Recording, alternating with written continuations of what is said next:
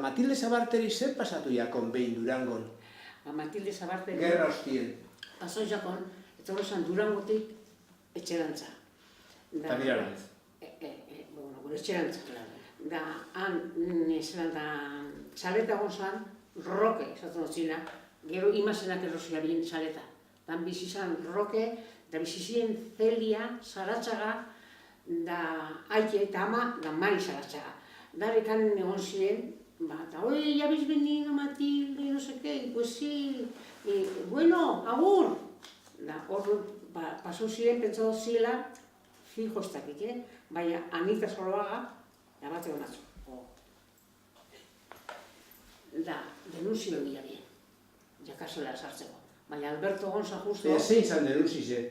Zein zan denunzize? Pues, ez dakik, hori ja denunzio ez dakik, pero sería roja.